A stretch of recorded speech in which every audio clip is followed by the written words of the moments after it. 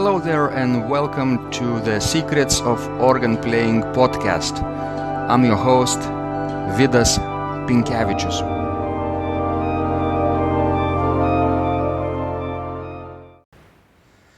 Today's guest is Beth Zucchino, an organist and harpsichordist from California, and she is the founder and the director of Concert Artist Cooperative, an international association of soloists and ensembles, which has been advertising together for 28 years now, as well as the designer and caretaker of Creative Arts Series, a diverse and embracing Northern California-based outreach for all ages and abilities with a primary focus on the organ and its literature. Beth is also the dean of the Redwood Empire AGO chapter, and she resides with her immediate family along with their llama, 3 alpacas, 3 rabbits, 2 cats and 2 dogs on Jacob's Jamboree mini farm in Sebastopol. She extends their peaceful country environment to visitors from near through far and around the world. In today's conversation, Beth will share her insights about what it takes to lead this organization, Concert Artist Cooperative, what it takes to manage a diverse group of soloists and ensembles from around the world, and what it takes to organize organ events in this ever-changing organ landscape as it is today.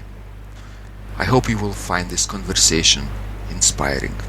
Let's go to the show. Thank you so much, Beth, for doing this conversation. I'm so thrilled that we'll be talking about things we love, and we have so much to discuss in this brief conversation because, of course, you're doing such a tremendous work for the organ world, leading this wonderful organization for 28 years now, right? So can you tell us, our listeners, for starters, how did you become interested in organ? How did you fall in love, basically, with the organ? Oh my, that's interesting. That goes back to being introduced to a Hammond home organ as an electronic. And it was my brother Bob who took me to a neighbor and friend's house, and it really caught my attention. And the instrument that we had in our church in upstate New York, in Owego, New York, was also a Hammond. So when I eventually was able to, I'd had adequate piano lessons, I was able to take organ. The instrument which I practiced on was in the Methodist Church in Owego, New York. And it wasn't until, some years later that I was really exposed very thoroughly to a pipe organ was when I went to Syracuse University. And that was because my organ teacher in high school, had gone there. Mm-hmm. And at that time, I hadn't planned to go to college, but the guidance counselor got a hold of me and said, "You ought to be going to college." So one thing led to another, and I majored in organ at Syracuse University when Arthur Poister was still there. However, Will Headley was my teacher. Wonderful. I'm sure you have so treasured memories from your early years as an organist, right? How you, for example, climbed old instruments and became interested in these delightful organ sounds, mysterious sometimes organ sounds, right? Do you remember any of these stories from these early days? Which made this experience of playing the organ all the more valuable to you? Oh, let me think about that. As to a story, I think what was coming to mind as you were talking about sounds and being someone who was really a novice and unfamiliar in high school, my teacher at the time would play recordings for me. Mm-hmm. And I think about, listening to music now as you would, and so many of us, our colleagues, really fine classical music. It just pulled me in. It was just unbelievable. And now that I know what I know and that I have studied and I've been out and about performing, and now I have, with Concert Artist Cooperative, an opportunity to listen to a lot of different people who are interested in being on our roster, via their professional recordings. But that's where it started, but it is awesome. I'm sorry I don't get to play much anymore, but that's where I'm at, and I'm happy to be presenting people and assisting others, with the promotional tool of advertising, and then my own series here in Santa Rosa. So, but who knows? I may get back to all this. Wonderful. And Beth, tell me a little bit about the idea to start this organization some 28 years ago. How did you come up with the idea to create a Concert Artist Cooperative? I'm sure there were previous organizations similar, maybe not the same that you do today, but maybe artist management companies, right? And what led you to this idea of creating it for yourself? Well, that is easy for me to think back to. And, we're about to go into our 29th year come April. So we're closing in on 30 years, which is amazing to me. But that it went back in the late 80s. The idea came up. I was working at the Organ Festival, which took place in San Anselmo with Sandra Sutherland, and I was her administrative assistant. Mm-hmm. But it was during that time before I became a mom that I was performing. I spent pretty much the 80s. In the 80s, I was out and about establishing myself as a performer.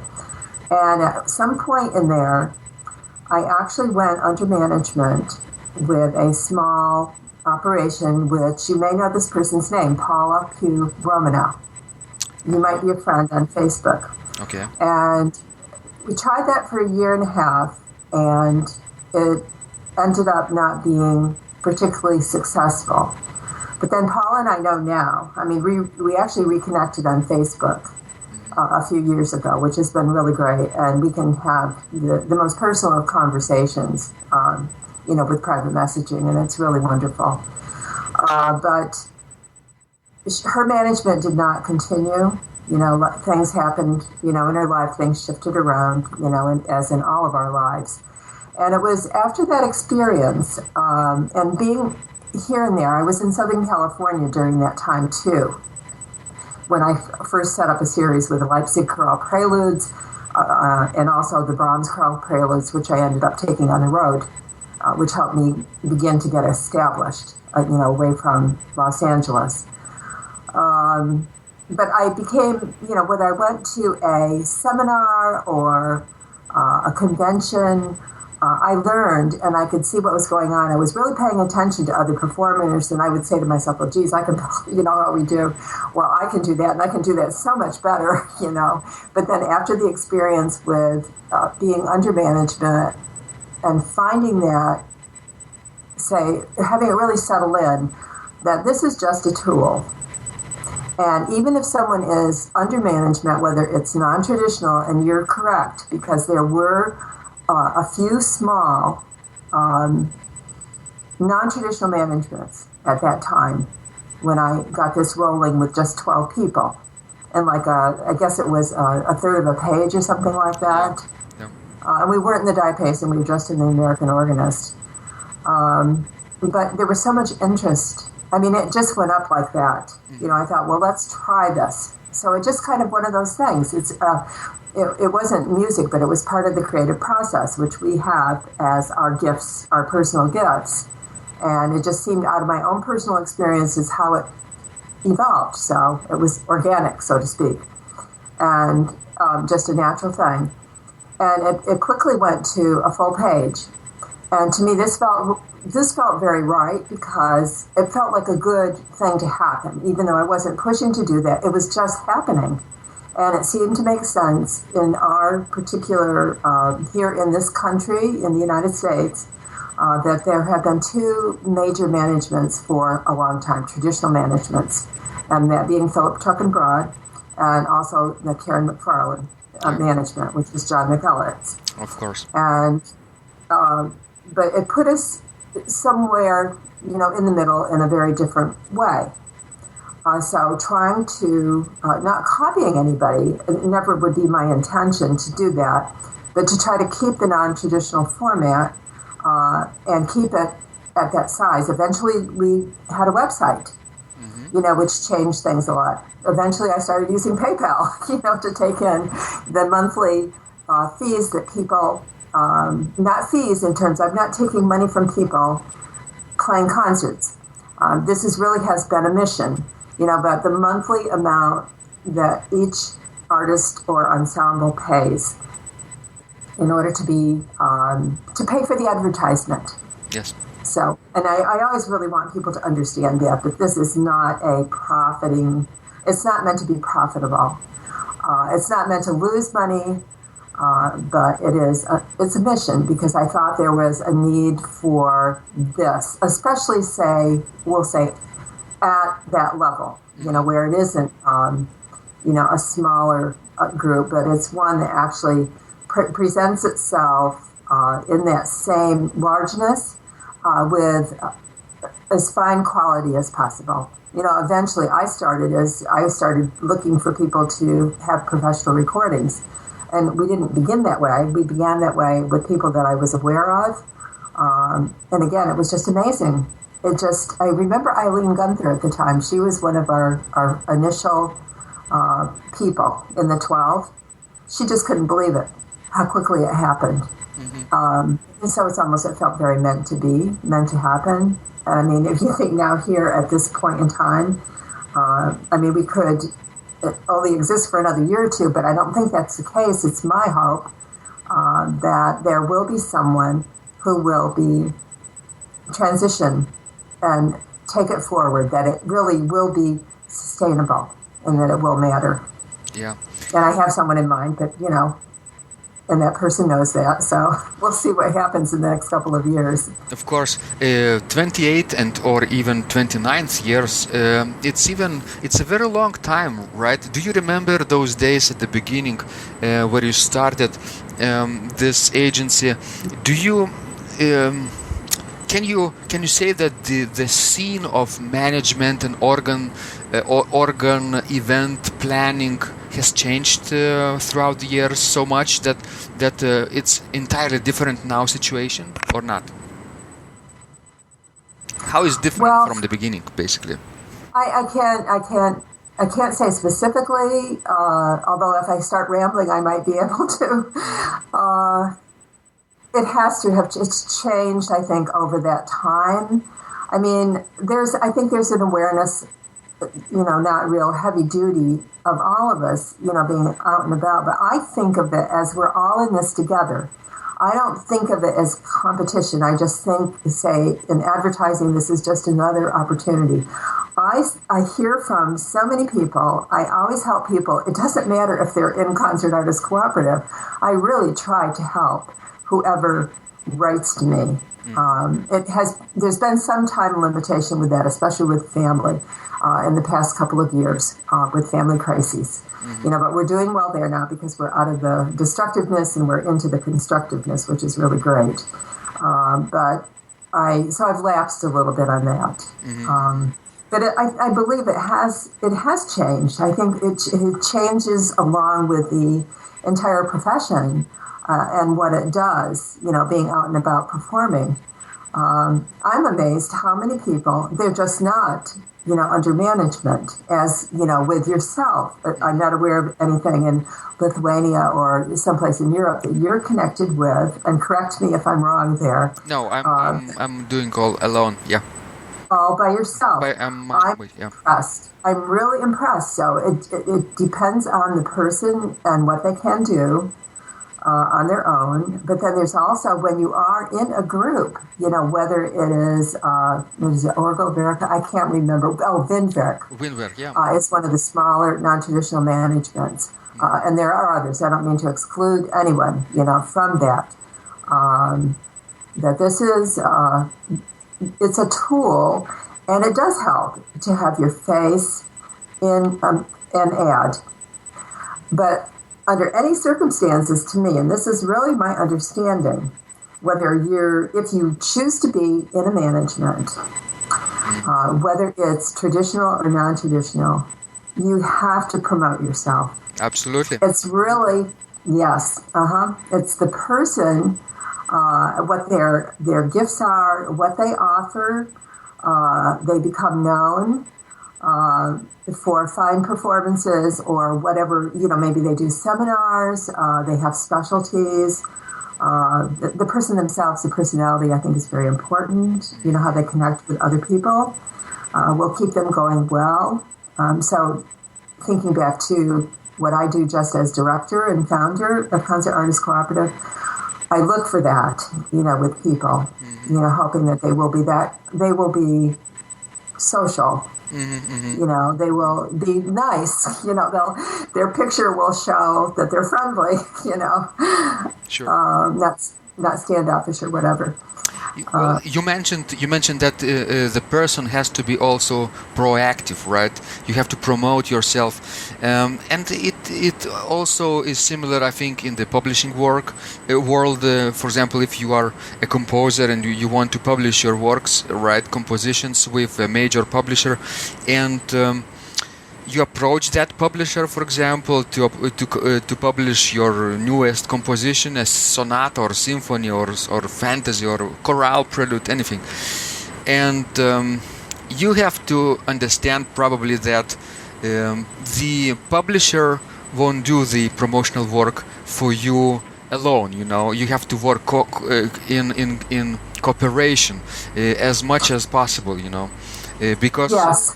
I think I understand that in earlier times, maybe 20 years ago, 15 years ago, it was easier to do this kind of thing for major publishers and publishing houses where they have these catalogs and everything, because simply there was much less competition in publishing, for example.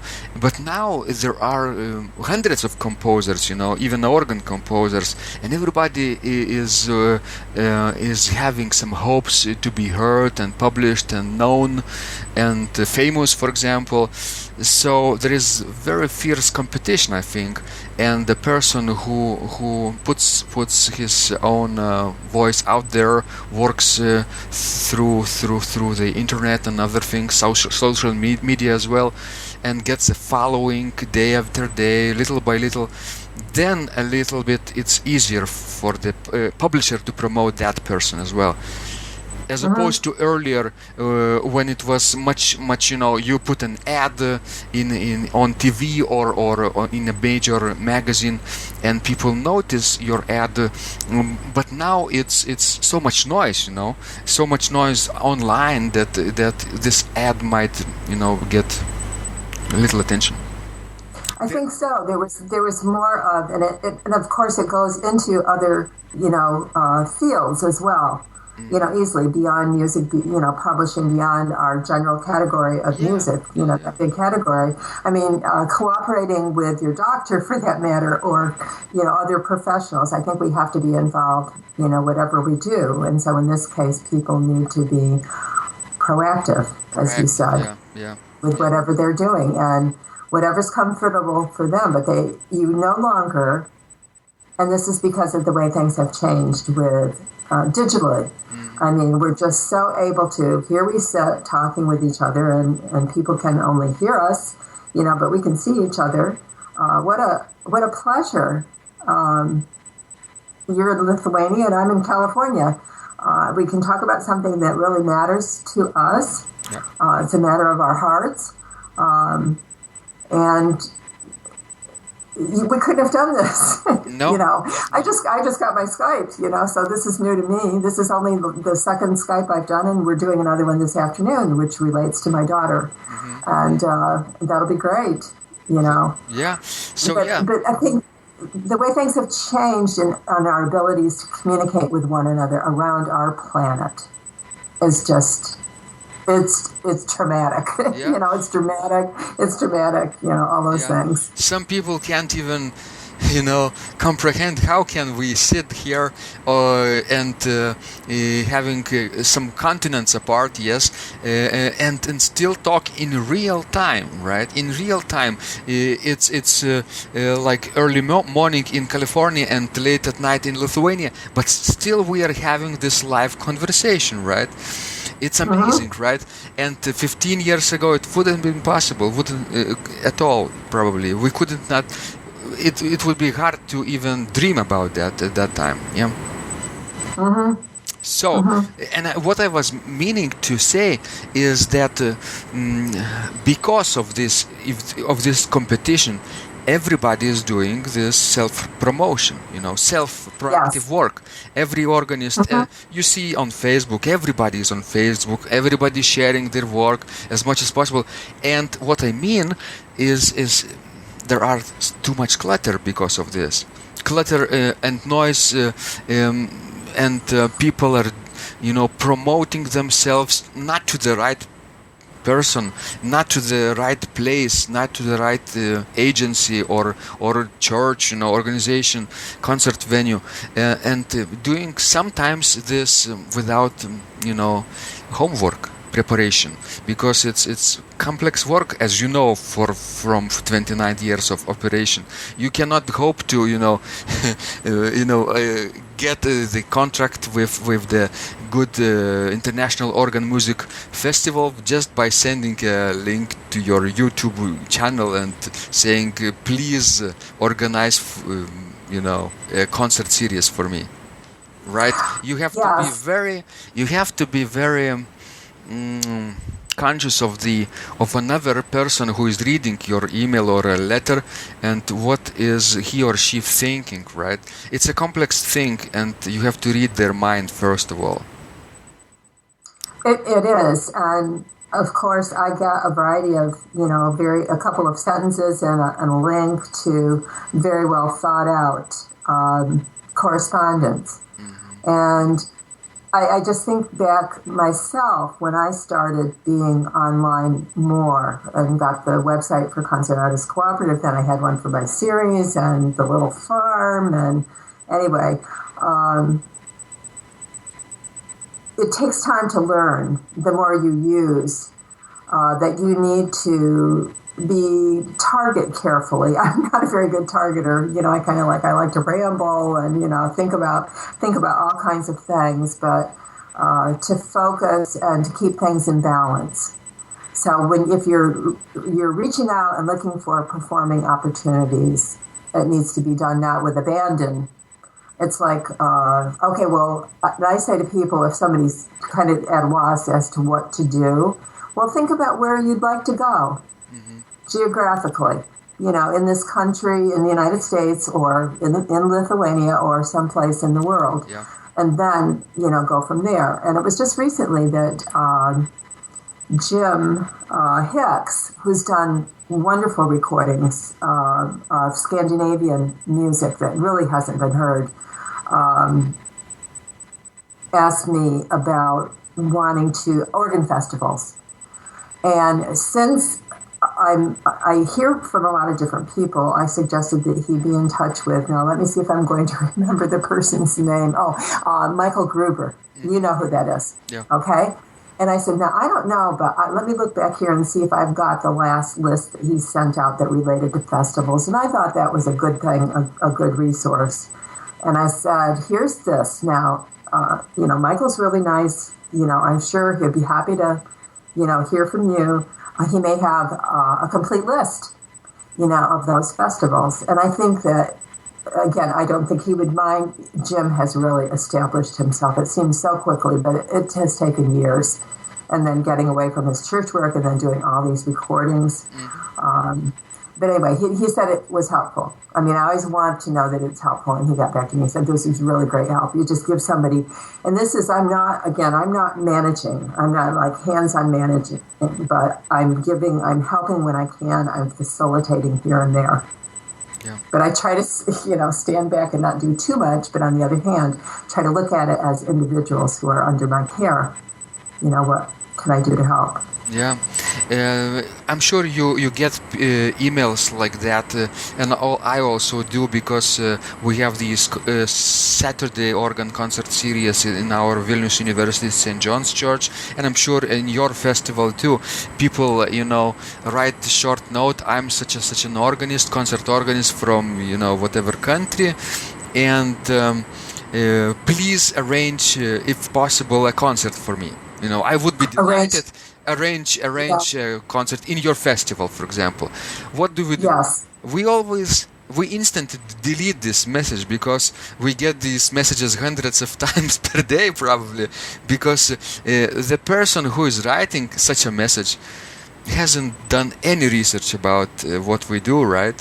He hasn't thought about any of the issues with audience, about the recitals, anything that might be valuable to know to us as organizers, right? Beforehand, about the risks involved. Who is he or she that we should be risking, right? To accept in our venue or festival. So I think people need to understand how tremendously complicated this promotion is, because you too, you are putting the advertisement in these magazines, right, and doing other promotional works, which is visible, right, to people, like on the magazine.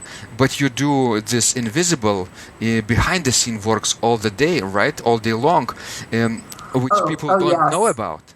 So, yeah. And it's a good 6 months out of the year that, yes, it's the whole thing is getting set up in order to sustain it from year to year. But I didn't mean to interrupt you, but yes. Yeah. So, Beth, because we are on this subject, can you describe a little bit your day-to-day activities as a leader of this organization? What do you do? Oh gosh, there's so much else that I do that is, so different than Concert Artist Cooperative. My family is my priority. It always is. And even though my kids are now, my son is almost 23 and my daughter's heading quickly toward 18.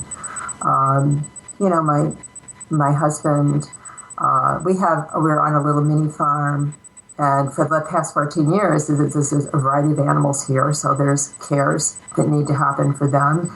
I had hoped I'd get more help from my family, but I do that, for the llamas and the alpacas. It's not extensive. It's just 1.5 acres, okay? Wonderful. You have bunnies, the dogs, the cats, the parakeets, there's one fish, and, we just had a rat die, and believe it or not, it was really very sad that Kiwi died, but Kawa's still there.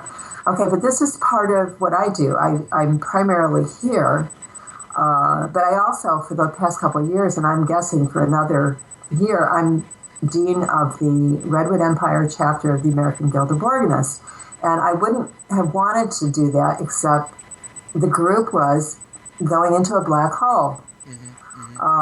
So I go, when I got word of it, I thought, no, there are people here. They're in the woodwork, and there's 35 people roughly. And so I got involved in that. But then again, there's my series, and I also have a vacation rental. That was my idea for an investment, to change portfolio. And it's been very good. And this is going on 3 years that this has been, again, it's a good real estate investment. But I'm always watching, for all these various things. But with Concert Artist Cooperative, let's see, what am I doing today? You know what? Church musicians, and even university ones, are pretty busy right now. Exactly. And I'm actually at the point where I've got the roster set. The 29th roster is set. I still had a couple of openings, but I thought, okay, we may trim this back a row, in another year anyway, and we'll be okay, financially. So we're ready to roll. And I've set out contracts. I'm waiting to hear back from people to return their contract, either in snail mail or, signed. They can scan it and return it to me that way, email-wise. And then we're coming up on a string of deadlines in January, which is they don't have to worry, they know I'll come through, and but that's again back to that's one of the things I do. And so again, we're within a 6-month period at the moment, at October through say the 1st of April, that there are things happening and you have to pay attention. I have to pay attention. Anybody who takes over my position, here in the next couple of years, hopefully will be doing the same. But then the first ad this year, since this is National AGO Convention in the United States this year, it's due the end of January. And then mid-February, the new American Organist ad is due. And then in the 1st of March, the Diapason ad is due. And then we need to, by the 1st of April, because that's the beginning of our contract, 1st of April through the end of March, the website has to be refreshed, with the new people. Yeah. So, but I'm all, it does really go year round though, because people do inquire. And I'm finding it, I find it amazing, not only with Concert Artist Cooperative, but with my creative art series, and I'm sure again with your church series, people do, I look and watch, but oftentimes someone who contacts me, they're very good people. And or ensembles, soloists, and I engage them and I take a look at what they're offering. And just recently, I'm almost set up for creative art series. This season is next season. 2016, 2017, which is great. And it's not really finished, but it's close to being penciled in. But a lot of this is because some people have contacted me and they were really, truly fine musicians, soloists or ensembles. And I thought, this is great. And I'm sure you get this. It's really nice. But I'm kind of wandering from what you asked me about. And I don't just do Concert Artist Cooperative, but it really is the biggest, say, enterprise, quote unquote, that I have and I've had. It's the longest existing enterprise, which I feel very good about having done and continuing to do. Of course, Beth, you're doing, I think, work that matters to this group of musicians so much because you are facilitating their career, right? Concert career, musical career so much because you are helping their voice to be heard across the continents, right? With these advertisement means and other activities that you do, that wouldn't be possible if they done it alone, on their own. For example, like some people try to promote themselves, but not all of them are successful, right? Right. And also this is, it's economical, for any of these non-traditional managements to band together in that way and in the traditional sense of a cooperative. Exactly. And what do you say, what is number one important characteristic of the organist who hopes to be successful in today's world in concert engagements, for example, if he or she hopes to get these engagements today, for example, in this landscape of ever-changing landscape, right? What is number one characteristic that people should have or strive to acquire, for example? I think and I went through this with Philip Manuel recently. He and I are about the same age, and we've been friends, really close friends and colleagues for some years, and he's in Reno, Nevada right now. I think what you offer to people is really important, that being something that is attractive and appealing. And I think more of us are doing that too, but we're doing it, we're not only doing it because we know that's good, we're doing it because it starts inside. And we ourselves want to find something that hasn't been overdone, that we love and we can share with people. Other than that, I mean, I think some people are naturally connectors, with others. And that means in performing and with doing communication that is necessary. You can't, people can learn that, if they're young and they're not so good. But I'm thinking about somebody right now who's, Wyatt, his last name, on Facebook. He's in the Dakotas. Yeah. I'm thinking of the name from the past. His last name is not coming out. Maybe it's Smith. Anyway, it's maybe it'll come back to me. I think he's a very young man, and he's from the Dakotas in the United States, and he started his university work there, and then he went on to New Haven. And I'm not sure if he's complete yet, but he's natural. He's just such a natural at self-promotion. And he's out, he's friendly, he's gifted. Doing your homework is so important to practice and play sensitively and accurately. That is very important. And it's important. People want to see recordings. They do, and they cost money. Exactly. But you can get around that. Everybody's an individual. I think if you're gifted and you have the stamina and the drive, you'll find the windows and you'll go forward. And you mentioned that you have to think about the interest of your work in terms of how your listeners will perceive you. How is your work really standing out from others, right? Because there are hundreds and thousands of organists playing classical organ repertoire, right? And you probably have to be unique, right? That's the answer probably of success today. You have to be probably remarkable, right? To stand out from the crowd. Remarkable, to extraordinary. It was interesting because recently Christine Westhoff, soprano, and her husband Timothy Allen came here and played on my series, soprano and organ concert, which was really great. At the same time, and I'm just thinking how organ plus or other keyboards plus, Paul Jacobs, and I don't remember her name, but Christine Westhoff told me it was one of her teachers, was at Davies Hall. In San Francisco in the same time frame, around the same time. But that's an enhancement, of the instrument, and you can still play organ literature and, do programs. And you've done organ and flute. I remember how we were talking about that for a while. Yeah. That would have been a beautiful program, but... My first CD was organ and flute, yeah.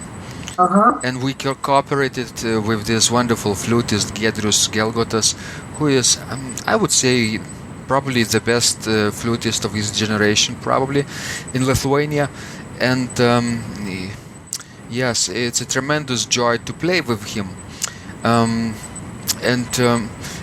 Yes, this was my first recording. And you probably want to continue your story, right? So tell us a little bit how can a person can be remarkable in today's world? Or maybe you met some remarkable organists, right? And can you describe how they are different from the rest of us? Why are they that way? Interesting. I think they are doing something that nobody else is doing, right? That's the first characteristic, right? Something very unique, something very, let's say, risky, right? Imagine, do you remember the first recital when you saw organist play with the video projector, a long time ago probably, when it was a novelty and the organ was in the balcony, for example, nobody could see the organist, but suddenly this novel technology came out and somebody, the first person, wanted to put a screen, with projector and camera and record the whole thing and broadcast it live to the audience. And it was risky, right?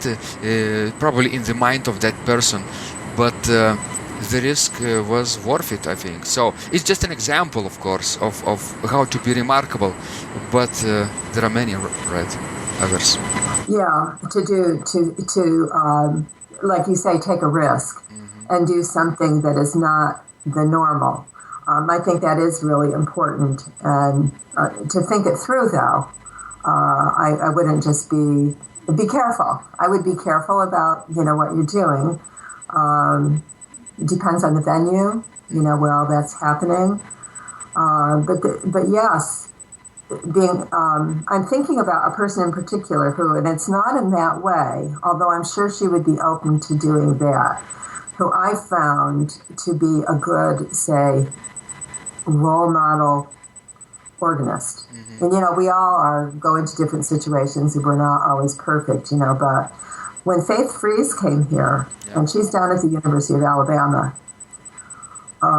she's just so upbeat. She just bubbles all over the place. And when she plays, and again, maybe not always, but when she was here, she was smashing. And she's really nice. She's genuine. It comes from the heart, everything that she does. And she's taught, she has students there and all that. So this is really important. This is just an individual. And again, this is not about, video projection and all that. Although I do know, and I didn't get to go to the concert, the Organist Guild recently, and that was because I connected with the chair of the department down at Sonoma State University in Rohnert Park. Finally, I've been trying to do this for like 13, 14 years since I've been up here. But he'd been wanting to do an afterlude, he was calling it, with a program of organ and brass that Jonathan Dimmick was going to be involved in before Thanksgiving USA here just this past month. But he was going to set up, video and all that, and I heard it all went really well. But they did the organ and brass program, and then afterward, the AGO chapter, our AGO chapter, spent a little money to support that afterlude, which it was a good thing for the AGO mission to do that. To try to get, and they had a fairly full house, and most of the people stayed. I got secondhand knowledge from people who I asked for. I didn't ask, and they offered, which was really good.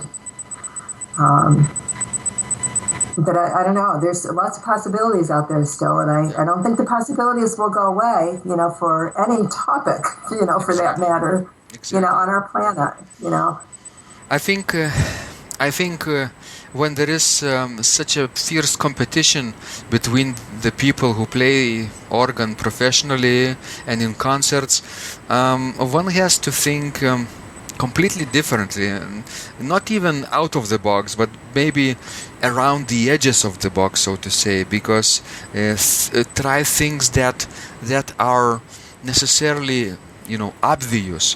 For example, sometimes we can do concerts with like organ demonstrations, right? For kids, for example, for a group of young people, youth, and just demonstrate the sounds of the organ, talk about the history, talk about the construction of the instrument. The details about the mechanics are very interesting and fascinating to the young people, right? Always. So I saw doing this organist very, very successfully sometimes, yes, and that's one of the ways to be remarkable, to do something a little different than others. Everybody's playing baroque music, romantic music, a little bit of modern music, and basically that's all they're doing. But if you do something from another perspective, right, or improvisation, for example, sometimes I play, especially these days, storytelling improvisations about biblical themes, about legends and myths from various parts of the world, like fairy tales, like folk tales, and that's amazing to people that you can print the actual what's happening in the story for them in the program, and they can close their eyes and imagine in musical ideas what I'm doing, from the balcony. And it's always risky because you have to improvise non-stop for 1 hour. But if you can do this, it's so rewarding. People sometimes are transferred to another world, basically. So that's yeah. That is fantastic. I love that. Yeah, it is. Now, do they have like a text in hand to refer to? Yeah. Yes. Like last summer, I played, or even this past month, when was the day of Saint Cecilia, November 22nd, and I played on the Saturday, November 21st improvisation recital in my church, and this was done after the poem of 17th century English poet John Dryden. Do you know the Song of Saint Cecilia? He wrote from universal harmony. The ode. Yeah. Yeah, the Ode to Saint Cecilia. Ode to Saint Cecilia, yeah. That Handel wrote the cantata based on these words. So I printed and transcribed into Lithuanian this text. Somebody else made it rhyme into Lithuanian. It was a lot of work, but people had these 8 stanzas of text, and I improvised 8 musical scenes for an hour. Wow! Yeah. Oh, yay! And it was so. I'm just saying, it's just one of the thousands of possibilities how to be different, right? And you are really. You're using your creativity, to the fullest, and I'm thinking, people cannot be faint-hearted, in our profession or with anything else. I mean, it's hard because we all go up and down, but hopefully when we go down, we come back up, even more, strong. To be out there, in our world and the smallness, but all the competition and largeness in a sense, you just really have to not give up. You have to be very determined. Try not to lose heart, with what you're doing. And then maybe you do decide, well, you don't want to do this, but by all means, if you think, don't just dream it, you think you want to do this, go out and see how you can do it, in what ways you can do it, whether it's just very nearby or far away or, That's great. I love what you did. Thanks. That's great. Thanks, Beth. The opportunities are fantastic today to read online stories from other countries, from other traditions. Like I read a myth about monsters, basically from Iceland. It's so next Christmas I will not play usual Christmas story like I will be playing tomorrow, for example, on the biblical story of Nativity. That's very classical and risk-free. Everybody will love it. But next Christmas I will try to improvise a story about this ogress called Grilla from Iceland, who around the Christmas time comes down from her mountains in Iceland and eats bad children. Imagine that. Yeah. And she has this black cat who eats not only bad children but also good children as well. So Scandinavians and Icelandic people are crazy, right? But that is really scary. It is scary, but I will try to do this next time. So I think I'm really curious here. I have to. This is sort of like a sideline, but I watch a lot of different things on Netflix, and I'm thinking. I was just finishing watching the series Continuum. Have you seen that at all? No. But when you're talking parallel worlds and wormholes and time traveling and all that, but some of that eventually becomes classic. That would make good fodder for these improvisations. Exactly.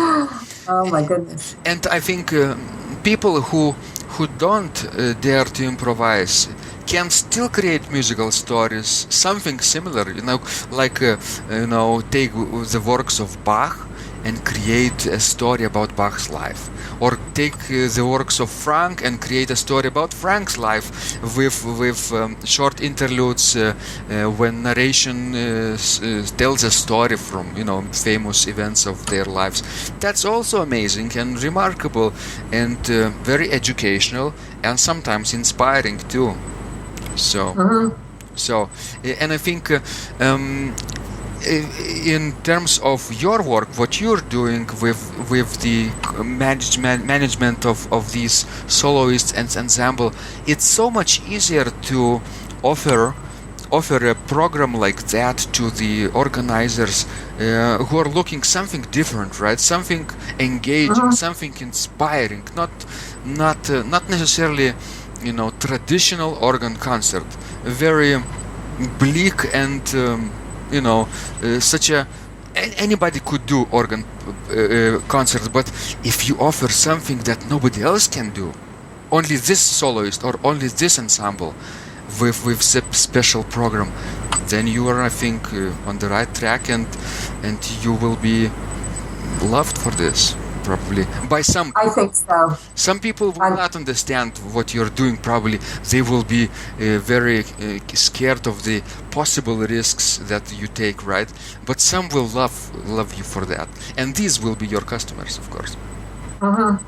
Yes, and I'm just thinking back when I was in the 80s when I was performing, and another set that I put together they were all preludes and fugues. And they're not overly done preludes and fugues. The 6 preludes and fugues and the 3 Mendelssohn. And it really made, when people could take all of them in one concert, in their slot at their venue. I remember playing at the Mormon Tabernacle in Salt Lake City. I had to trim the program somewhat, but that was okay. But that was really well received. And I think people who knew were surprised. It's always great to get other organists to come along with what you're doing, and really be moved, and they're really surprised, that they really got engaged in it. But that isn't, again, this isn't something, I think maybe we can call that remarkable. I don't know if it's extraordinary, but it's just a different set to offer to people. And if the musician, the performer, the organist, or is convinced, has done their homework, then everybody will have a wonderful time, together on whatever instrument, it happens on. Yeah, and afterward will help spread the word, basically by sharing the stories. Absolutely, because advertisement alone won't cut it probably in today's world. You have to create a story in people's mind that they would want to share it with their friends, with their families. You're right. Imagine somebody went to this remarkable concert or recital and then came back to the family and said, wow, I saw the person doing these things, and this dance group improvised together, and they were remarkable, creating, let's say, a musical story about, let's say, creation of the world. I haven't seen anything like this, and of course they are compelled to tell the story to their friends, and for you as organizer of these things, it's vital, I think, to get this kind of thing going, right? It is. In today's world. It's a. I think what you're talking about is a butterfly effect. Exactly. Yeah. Because again, having just 25 people come to the programs that we offer in Santa Rosa, you kind of get, why am I continuing to do this? But then on the other hand, when you do a program and you know how much people receive, and people are really attentive and enthusiastic and appreciative, they take that away with them. They take it in their hearts, and as long as they can remember, they will carry it with them, and it will impact the way they are with other people. And it'll be a place where they can go for their own inspiration, when they're feeling down. You can go back and point to things like that. It helps uplift them. I'm glad you mentioned the word inspiration, because that's our job, right? To inspire people as organists, as facilitators, and impresarios. Basically, we help people to get better at themselves, to get better people, to be better, basically, to be better organists, to be better storytellers, everything. And if we can do that, then our job is so much more meaningful, right?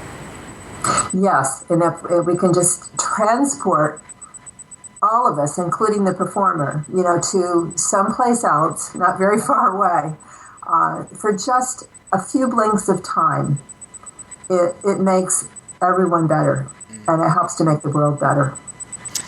So, Beth, I'm conscious of your time here, and you've been so generous and inspiring. I'm not hesitating to use this word today. Inspiring to our listeners around the world who are listening and enjoying this conversation. And I hope they will get to understand that it's a different world today in terms of organ performers, organ music, organ venues, everything connected to organ, right? And what you're doing is so inspiring to people also. So I hope you can direct our listeners to a place online where they can find you and your work online. Can you give us a link? Yes, Concert Artist Cooperative. Spell out each word, and it's just our website, which is www.concertartistcooperative.com. Wonderful. And it's concert with a C, and it is artist with an A, and then cooperative with a C. I'm thinking K as an option, but those are C's in there. So it's the English spelling of all of those words. I'll make sure I'll put the entire description with the correct link on the description of this podcast as well, so that people can find you and your cooperative online and can go to your website and check out 36 artists, right, and ensembles that you feature. And that's what we have right now. We'll be down to 34, coming up, soloists and ensembles, yes. So they go back up. It's tremendous, world famous people. I saw the roster, and amazing work they're doing. So I'm sure they are so grateful for your work, because you're helping to spread the word for them, and other people could not do what you're doing. So thank you so much, Beth, for doing this work that matters to all over the world, organists. So, and I wish you many inspiring years ahead of you too. Well, you're welcome, and thank you for asking me to do this with you. It's been a pleasure to talk with you, and I believe that we're once again acting on behalf of a lot of people, who will be listening, and we do care. Yes. Very widely. Caring. So you take care. Yes, caring is underrated, right? But it is underrated. Underrated, yeah. You could, post, some people do some official, like press release, and they think that it's done. No, you have to really care. And that's where you come in, right, Beth? Thank you so much for caring. And we'll talk to you online next time when you have another wonderful year. Thank you so much. Take care. Bye-bye.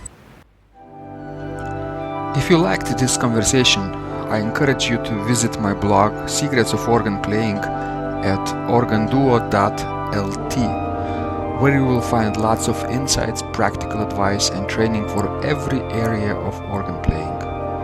You can subscribe to this blog for free to get your daily dose of inspiration and to be the first to know when any of my future podcasts roll out. I hope to help you reach your dreams in organ playing. I'm Vidas Pinkevicius. Thanks for listening, and I'll catch you online really soon.